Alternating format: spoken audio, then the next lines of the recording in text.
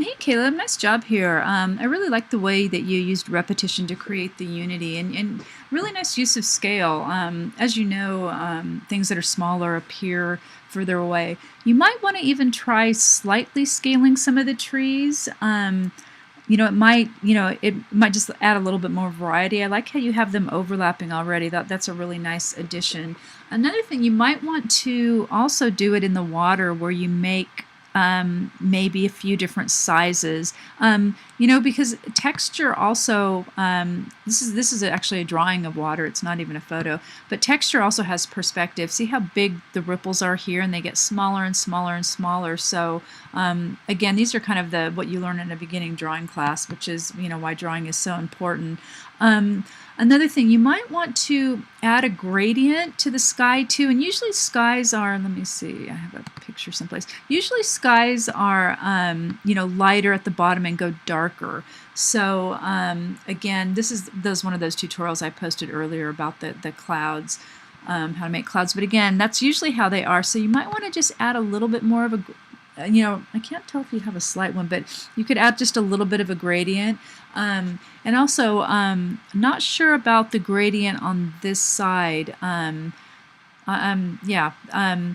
could also add, well, no, you probably don't want. I was going to say you could add like a side to the building, like, let me see if there's any here, like, see how, well, no, I guess they don't really show. Everything's pretty flat in all these ones that I posted. I was going to say if you added, well, you see some, see that little side there, but it's really not necessary. But again, you can see the slight gradient here, and actually they added some texture, but people tend to overdo the texture, so I probably wouldn't go too crazy with that. So another thing to really keep in mind, you could add a gradient too, like around the sun if you wanted to make it look like it's glowing a little bit, but that's probably going to get too, you don't want to do too much.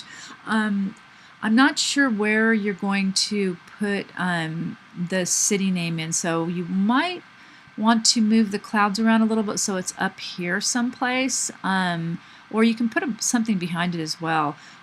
This is a little bit of negative space here, so you might want to move this over a little bit, and if you change the color slightly too, it will, it'll also work to, add depth as well. But overall, really nice job. I think you've really got you've got a nice sense of depth. And the only thing is, well, let's see, you've got golfing as one attraction, and I don't know what that is, but it's probably an attraction, and maybe the water, but then I'm not sure what else is the other. So we need 4 attractions. So just make sure that, it's kind of clear what, what the attractions are.